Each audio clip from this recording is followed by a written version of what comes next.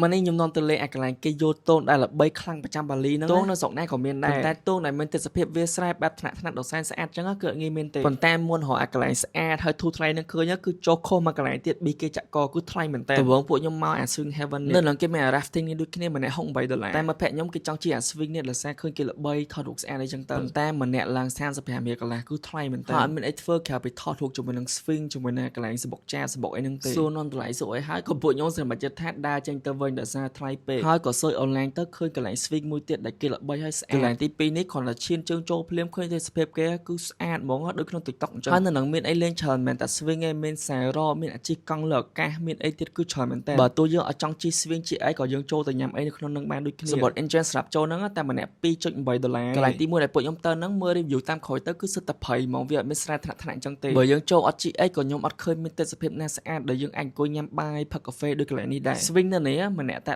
$17ទេហើយបើអាជីកង់លើកាត់ដូចយើងជិះខ្សែដកអញ្ចឹងប៉ុន្តែយើងធាក់កង់ពីម្ខាងទៅម្ខាងទៀតពួកខ្ញុំថាអូជិះហ្នឹងដែរប៉ុន្តែខូចពេលពេកត្រូវទៅ activity មួយទៀតក៏បានជិះទៅអា10ឡាននេះក៏តម្លៃ$17ដែរប៉ុន្តែលឿនមែនតើខ្ញុំហប់នាទីទៅប្រហែលជា17វិនាទីដោយសារពេលខ្លីពេកពួកខ្ញុំអត់បានលេង activity ទាំងអស់ហ្នឹងទេញ៉ាំបាយថតរូបតិចតួចហើយទៅសកម្មភាពតអត់ទេប៉ុន្តែទិដ្ឋភាពគេគឺស្អាតមែនតោះគ្នាវាស្រែថ្នាក់គេហ្នឹងមើលទៅត្រជាក់ភ្នែកបន្ទាប់ពីញ៉ាំអីបែបស្លន់ហើយពួកខ្ញុំចូលទៅក្រុមថតរូបទិដ្ឋភាពពេលទៅដល់ក្រុមគឺកាន់តែស្អាតហ្មងមេឃវាក្តៅតិចមែនប៉ុន្តែវាមានម្លប់ពីដើមឈើពីដើមដូងដើមអីចឹងទៅចឹងមិនថាដើរលេងត្រូវ research ឲ្យអស់ហ្មងតែចូលខុសគឺជ្រឹកចាក់កហ្មង